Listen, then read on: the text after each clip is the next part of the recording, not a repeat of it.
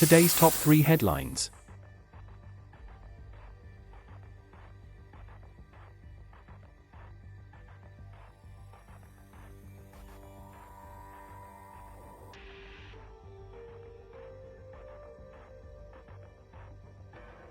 Top politicians, including 24 MPs and 6 peers, have supported the Sun's Give Us a Break campaign, which aims to delay the 2030 ban on new petrol and diesel cars.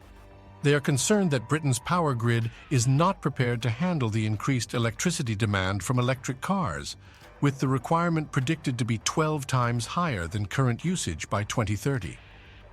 Business Secretary Kemi Badenoch is worried that the rules mandating 1 in 5 cars to be electric from next year are too strict, risking investment and potentially driving manufacturers away from the UK. While some European countries plan to phase out petrol and diesel cars by 2035 or 2040, the UK remains committed to the 2030 target.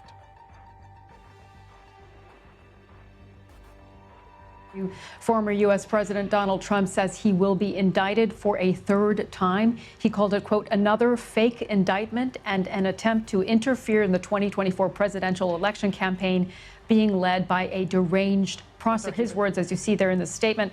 There's been a lot of speculation that an indictment over Trump's alleged interference in the 2020 presidential election and his role in the January 6th riot is imminent.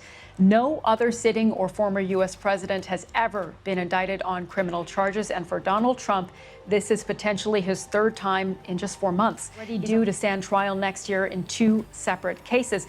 All the while, according to opinion polls, he remains the outstanding favorite to win the Republican nomination for the 2024 presidential election. He's repeatedly said he will run for the White House, even if he is convicted, even if he is jailed.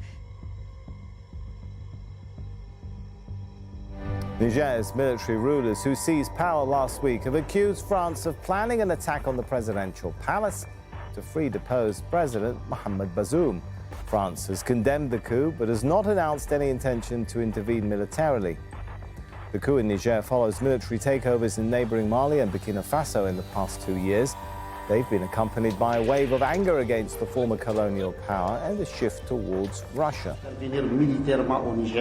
To intervene militarily in Niger, France, with the complicity of certain Nigerians, held a meeting at the headquarters of the National Guard of Niger to obtain the necessary political and military authorizations for an attack.